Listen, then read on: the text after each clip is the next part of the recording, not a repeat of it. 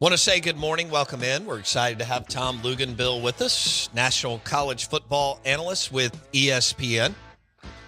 And Mississippi State fans are going crazy. Jeff Lebby, the new head football coach at MSU, was the Oklahoma offensive coordinator, Ole Miss, OC, and then prior to that with Heupel at Central Florida and Baylor forever. And he's had success, no head coaching experience, but Zach Selman decides, hey, he wants to go young, offense, excitement, somebody who's coached in this state and in the SEC, so understands all those dynamics and so on. So we welcome in Tom Luganbill on the Farm Bureau Insurance guest line, and this is the Out of Bounds Show, driven by your next Easy Go golf car at Ben Nelson Golf and Outdoors. Tom Luganbill, good morning. How are you? Good morning. How you doing, man? I'm good. Did you get to just kind of hang out and watch football on Saturday? I did, actually. I made it a point to take a relatively early flight back from Austin so that I could get home and actually sit back and watch all the action. I mean, think about how close we were to Armageddon, man. I know. Yeah, that Bama-Auburn game was crazy, but I don't know how much you got to see, but, man, Ohio State-Michigan was a treat. It was just a hell of a football game, Tom. Oh, yeah. Oh, no, I saw the entire thing. I kind of got the sense, I don't know how you felt, but I get a little bit of a sense that Ryan Day really played into the hands of Michigan defensively, because I think he's so hell-bent on proving how tough they are that by trying to, play it conservative, play in a phone booth, have it be a point of attack game, I think that kind of took away from Ohio State's strengths. I mean, I look at Ohio State and I say, okay, well, where's their greatest asset? Well, it's all of the perimeter skill. It's the running back. Let's spread everybody really super thin, get everybody way out wide, force Michigan into space, get your playmakers versus theirs, and see what happens. And I just think sometimes he got in his own way throughout that game a little bit. I agree. And it was you felt like keep throwing the football. Guys were, when they did, guys were, of course, Harrison Jr., but guys were open. And I think you made a good point there that he kind of played into Michigan's strength. And, man, 3 in a row by Michigan and Harbaugh's. What an incredible story there for the Wolverines. All right, we got to talk Jeff Lebby. He's the new coach at Mississippi State. You know him. What can you tell us about him? You've been around him personality-wise as far as Jeff Lebby. Sure. Oh, you'll like his personality. He's kind of a cross between, well, he was an offensive lineman, but he's got like an offensive lineman feel, but also a cool guy feel at the same time. Very personable. I don't think he's a man of many words, but he's very to the point. He's very direct. I do believe he kind of says what he's thinking. And, now I think, you and I have talked about this for several weeks now, where you just feel like there's a certain level of importance with the Mississippi State program that you got to have a little bit of uniqueness offensively, right? You got to have maybe a brash, aggressive, wide open, up-tempo approach. And the offense that he's coached, the ones he's designed, obviously he and Josh Heupel and Kendall Briles and that whole entire network of coaches go way, way back. But everywhere he's coached offensive football, they've been really, really good. And I think that was attractive to Mississippi State. There's risk in every hire, right? Regardless of really who you are. Look what A&M went through over the weekend.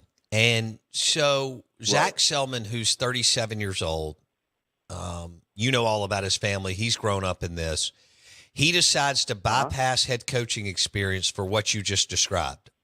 Offense, scoring points, youth, energy, enthusiasm. So now what's happened in Starkville is you've got this youth movement with Zach Selman, who's 37, and Jeff Lebby, who's 39. Is that how you see it? What Selman was thinking? Youth, offense, enthusiasm, get the fan base going, and just try to go score a bunch of points? Yeah, I think so. But I also think, because obviously he's familiar with him, with the Oklahoma connection, I think he feels like he's a very detail-oriented guy that will work tirelessly in recruiting, that will build a plan of attack and a blueprint for how to get from point A to point B to point C. He's worked for, Brent Venables is about as detail-oriented as you can possibly become. So there will be a discipline that will be inherent there, I think, with Jeff Lebby. And then, like I said, a scheme that is tried and true. And let's not forget this. It's a scheme that will attract offensive personnel. Quarterbacks will want to play in that scheme, just like they want to play for Lane Kiffin in that scheme at Ole Miss. It is extremely quarterback-friendly. You're going to be able to throw it all over the lot. They want to run it, but you're going to be able – so much of it is RPO-based and spreading people thin horizontally, screens and check downs and all the different things that you want to be able to do, but it will be attractive in recruiting as well. You just hit on something. Tom Luganbill with ESPN. You said detail-oriented, and I could not agree with you more. Mm-hmm. And so I think this is a piece of the puzzle that's boring to fans, but is so, so important. And I had a friend who has hired people at a very high level, and he said something to me, Tom Luganbill, several years ago, and he said, man, I'm not an athletic director, but if I was, I'd go look at my candidate's car. I'd go look in their car because I want, and he said, I'd love to go look in their closet at home because I want someone who, when I get in their car, there's not a piece of lint in there. He said, that's how I believe you have to run this thing, that you have to be unbelievably detail-oriented. I think there are a few that can get away with it not being Lugs, but they hire people around them that take care of it. But that's not many. So I think you hit on something. I'll tell you this story real quick, Tom. One night, this is just several years ago, obviously, I see Dan Mullen at a steakhouse, and we end up talking, and I'm having a beverage and so on, and we're both staying at the same hotel. And he's like, hey, I'll drive you back. I'm like, great. It's like, a half a mile down the road. We get in his car. There's not one speck of dust in his car, Tom. And I thought about that, what that guy told me when I was in his car. Your thoughts? Well, listen, I think it's even more important, too, when you haven't been a head coach, right? Because your biggest adjustment, and you talk to guys who become first-year head coaches, and you talk about them going from year one to year two, almost all of them to a man will tell you it's all about the things that you have to now do, that you are now accountable and responsible for, that have nothing to do with actually coaching the football team, right? Whether it's speaking engagements, meetings, administration, player personnel, recruiting. Like, you're no longer just in charge of one area of the team, one area of recruitment. You are having to oversee all of it. And there's so much stuff that if you don't have the details set, if you don't have the I's dotted and the T's crossed, you're not going to have a functioning, streamlined organization. And I think, guys that have been long-time head coaches would probably always tell you that if they went back and looked at themselves when they first got the job, that would be the biggest adjustment. Yeah. And I think, at a place like a Mississippi State, and really a top-tier level, whether it's middle to upper tier, SEC caliber program, you're going to have resources in place, whether it's manpower, whether it's staffing, to be able to have the help you need to continue to have those organizational skills where you're not undermanned, understaffed, and now you've got so much on your plate you can't function. So you're going to have the help. I think that's really, really important in all of this too. We're talking Jeff Lebby, the new head football coach at Mississippi State with Tom Luganbill. What kind of a recruiter do you think he is, Luke's? Well, I think he'll recruit hard. I don't think there's any question about that. He knows, if you look, and he's been at a few different levels too. So he's been at the group of five level, very successful with that caliber of player. And then he's been at Ole Miss. He's now been at Oklahoma. He's been at Oklahoma in two different iterations. A team that a year ago was not overly talented and a team this year that was significantly more talented. So he knows probably as well as anybody, especially a guy who's becoming a first-time head coach, how critical personnel is. And I think being in the SEC, he also knows how competitive the landscape's going to be. Mm-hmm. Like if you don't tackle that head on, it doesn't matter what you know X's and O's wise, you're not going to be successful. So that's got to be priority number one. I think right now his number one priority is who is his strength and conditioning coach and who is going to be his director of player personnel or general manager or, director of recruiting. They got to get that person in place ASAP. Yeah, Lane has nailed both of those positions. And so have some other coaches. But I agree with you. They did not look like a Power 5 team to me physically this year. I don't know what happened in the offseason. But I remember eyeballing them from the get-go thinking, what in the world happened? And talk about how important that role, we talk about it all the time. The strength and conditioning coach and the 3 or 4 guys under them are with them all the time. But you're inside buildings all the time. Just how valuable is that person in that position, Luke's? The strength and conditioning position? Yes. I think it's absolutely pivotal. It's critical because especially when you're in a transition period, you're going to have guys fight it. You're going to have guys buck the system. You're going to have guys fight the buy-in. That coach is going to be the one, he's the conduit that reveals to the coaching staff who's in, who's out, who's tough, who's a worker, who's not a worker. And that's how you start to weed through everything. And every single morning, every single afternoon, every single evening, those guys and the staff are around those kids.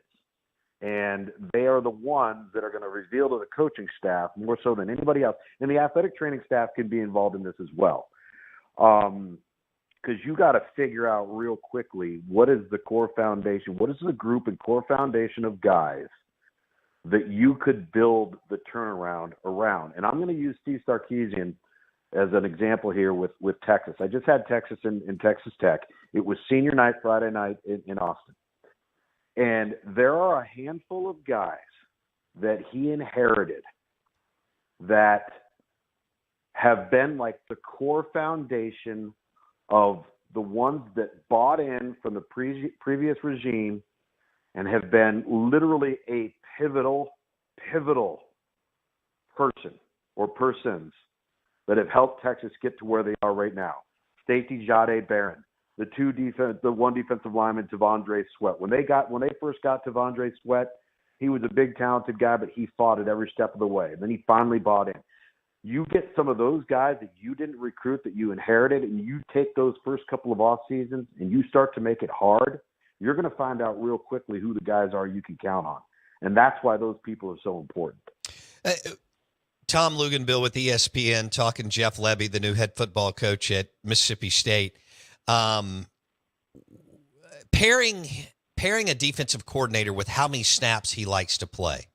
What does that look like, and how difficult is that for the DC to manage when you're running around? I was looking at it. He averages 81 snaps a game.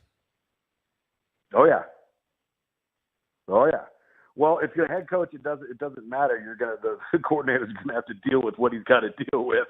I think it's a little bit different when you are the coordinator and you're dealing with a defensive head coach like he had at Oklahoma, and then you kind of work through those things. But I think we're in the day and age now, Bo, where it's just universally accepted. If you're going to coach defense in college football, number one, you got to have a screw loose because it is almost impossible to succeed.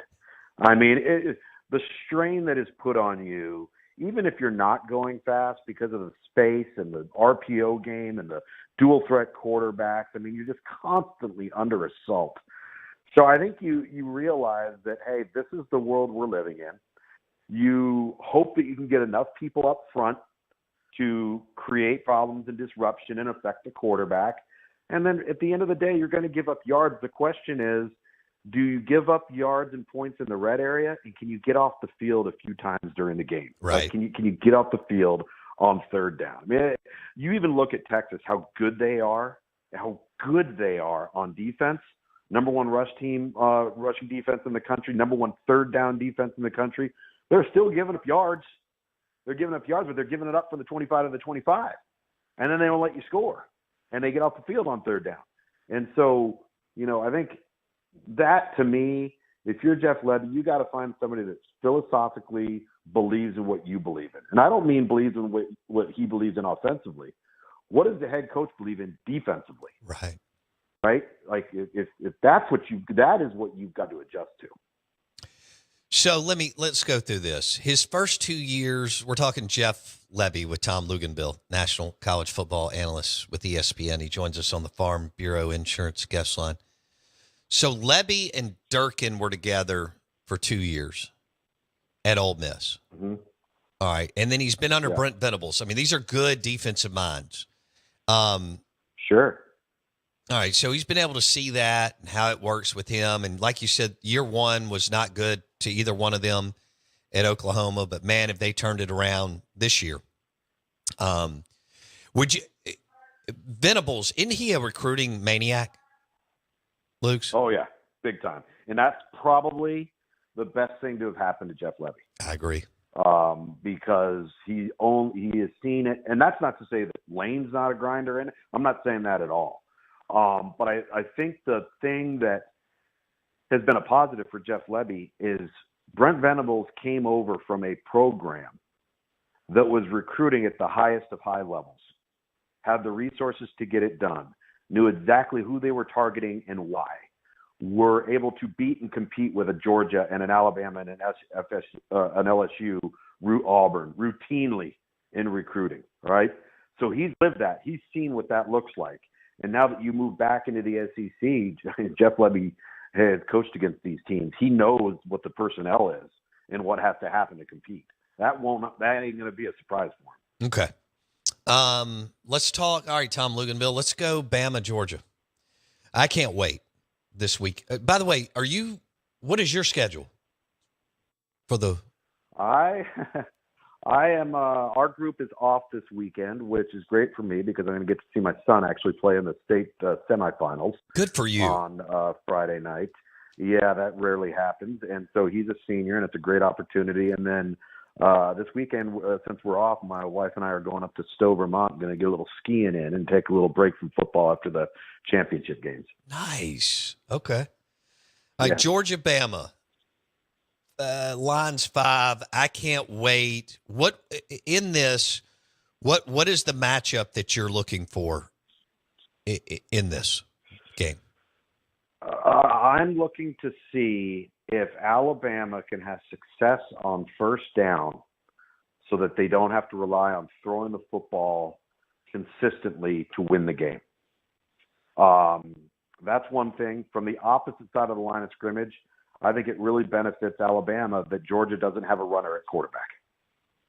And that's a challenge for Georgia on defense this week. It's not as big of a challenge for Alabama. So, I look at Jalen Milroe and I look at the success that he's been having, and I look at the improvement that he's had, but they've also gotten a lot better at running the football. I look at the game plan that Alabama had versus Kentucky, where it was run, play action, quarterback run, run, play action, quarterback run. And it was a really successful approach. I think it needs to be a similar approach versus Georgia. You like Bama, don't you? I kind of do, yes. I still think it's going to be a tall order. I'm not convinced they're the better team, but they've lived in that world for so long, though, that they kind of thrive in the environment, right? And listen, that's not to say Georgia doesn't. Georgia, of course, does, and has proven that time and time again. But I keep feeling like we haven't had the major upset. We haven't had the chaos. We almost had it in 3 or 4 different games last weekend. Maybe we're due this weekend. I mean, you look at how important the Florida State Louisville game is for Texas and Alabama fans and Georgia fans and anybody that needs Florida State to lose. because I think this is the first time in the college football playoff era we're going to have at least one, if not two teams not make the playoff that are more than capable of winning a national championship. Yeah, I agree with you there. I do. Yeah, I like Bama in a close one. I do. And I like where you went with Milroe can run it when he needs to, and Carson Beck is just not a runner. And as much as we like to maybe give Stetson Bennett the fourth a hard time, that dude could scoot when he needed to and put pressure on. All right, one more. We got a minute here. Oregon, Washington, rematch in Las Vegas. Who you taking, Lukes? I'm taking Oregon because I think they're just flat out the better team. And I think that Dan Lanning will avoid being quite as aggressive as he was the first time around, particularly on fourth down. But they're just flat out better. I feel like Washington has kind of paralleled since that first outing, and Oregon has soared. And listen, would it surprise me if Washington were to win the game? Yeah, actually it would, because I think Oregon's that much better than they are right now. Man, Oregon looks like they're built like an SEC team. Yeah, they do. They're not quite as dominant up front defensively as I think Texas is, but they have a lot of that same makeup. Yes, I would agree. Man, watching them play Oregon State, I know Oregon State doesn't recruit near the way they do, and Jonathan Smith's a hell of a coach. But, wow, Oregon, physical and fast, and Mario and Lanning have done a good job getting players out there. Real quick, Elko to A&M. You like it? Yeah, I like it. I just chuckle and shake my head at the notion that if any of the Mark Stoops stuff was real and Texas A&M fans pushed back on it, are you out of your mind? Like, that would have been a great hire. If you could have pulled that off, that hire would have been phenomenal. I like the Mike Elko hire. I think the timing of it's perfect. He understands the landscape and the infrastructure, and we'll see how he tackles that thing. But I thought this weekend's turn of events, if let's just say they are to be, grounded in truth, just makes me shake my head as to further looking at Texas A&M and saying, no wonder you guys don't have it right. Yeah. Look, actually, they should have gone and gotten DeBoer from Washington, but that's a whole nother story. We don't have time. That would have been a good one, too. Man, that dude can coach. Wow. Okay. Enjoy your weekend and Vermont. We'll talk soon, okay? All right, man. Appreciate it. Later. Tom Luganbill with ESPN on the Farm Bureau Insurance Guest Line. Lunch today brought to you by Fleetway Market and the Market Cafe in Gluckstadt. And, man, great food, blue plates, smoked meats. I went through there last week and got one of their chicken sandwiches for lunch. Ooh. It was delicious. So Fleetway Market, Market Cafe in Gluckstadt for lunch. We'll meet you there. Also, there's a new Fleetway Market open in Clinton. It's open 24 hours a day, which is super cool, too. I hope you have a good Monday. If you missed anything, hit Apple Podcasts or Spotify and search Out of Bounds with Bo Bounds. We'll see you tomorrow live from Starkville.